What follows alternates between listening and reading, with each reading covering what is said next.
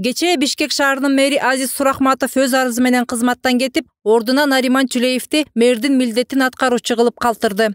Сурахматов өзүнүн бул кадамын парламенттик шайлоого катышуу ниети менен түшүндүрдү.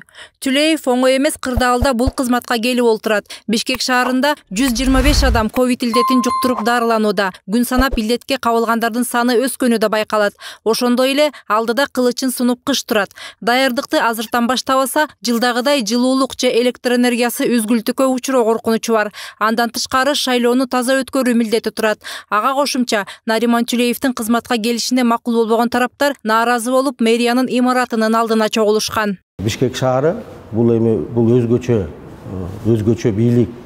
Бул мен мисалы Жапаров мени койгон жок, Садыр Нуркожоевич мени Ташиев койгон жок. Мени Азиз Эмилбекович койду. И өзү парламентке барам деп тыштап кетти. Андан кийин эми тыштап кеткенден кийин мени азыр Садыр Нуркожоевич да жумуштан ала албайт. Мени Гор кеңеште жумуш ала албайт. Ошондой патовой келип калдык да. Мен апрелге чейин отурушум керек. Анан эгерде менден кыйын, мисалы ушул кыйынчылыкты өткөрөм десе, мен өткөрүп берем. Бирок мен билип эле турам мен. Ошол Азиз Эмилбекович ошону ойлонуп, ушуну кыйнап мени 4 күн сүйлөштүк. 4 күн жанымда койгон жок. Нариман Тюлеев мэрлик кызматка умтулган эместигин айтып жатат. Бул кызматта иштеп берүүнү сунуштаган Азиз Сурахматовдун өтүнүчү менен оор кырдаалда кызмат кылып берүүгө келиптир. Андыктан кыска убакыттын ичинде шаар тургундарына айды алып берүүнү убада кылган жок. Метро салып же эстакада куруп жиберүүгө шаар бюджети да чак келбейт. Андыктан колунан келишинче калаадагы оор койгон кемчиликтерди жоюп, жолдорду оңдоп, коррупциянын жолун бөгөөгө кудурети жетерин билдирди. Bir estakada 30 milyon dolar. Bishkek şahrının büdjeti 100 milyonga жетпейт. Анан 2 estakada салып койсок, ошо менен бюджет жок. Мисалычы, бюджет бул 90% социальный, айлык. Мисалычы, айлык пособие, көмүр тигүү да ушундай кетет. На развитие жок. Мына жолдор боюнча албетте жолдор проблема. Азыр жолдорду экинчи стадия болот деп атат, үчүнчү стадия болот. Кытайдын гранты боюнча. Ошолорду азыр мен анализ кылып, иликтеп, оңдоп, жанагы мына безопасность деп туруп, жанагы киргизбеди камераларда. Бул элди ойлогон эмес, бул мамлекет чөнтөгүн ойлоду да.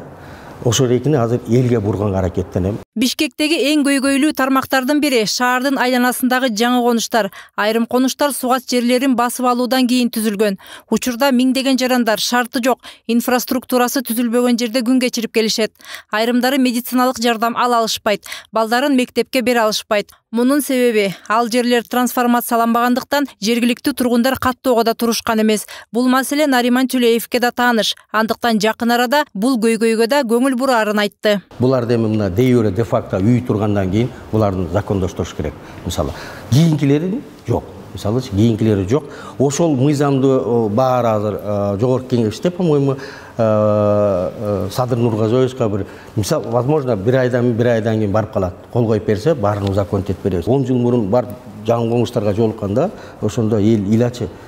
Биринчи мэрди көрүп атабыз ушул жерге келгенчи. Эми жаңы коңуштун чаңын айтпа. Ошондон бат мындай чаң эле ошого басып барып отуруп, анан ошол жерде структуралар болуп чечип аракеттенип баштаганбыз. Ошо жолду мисалычы.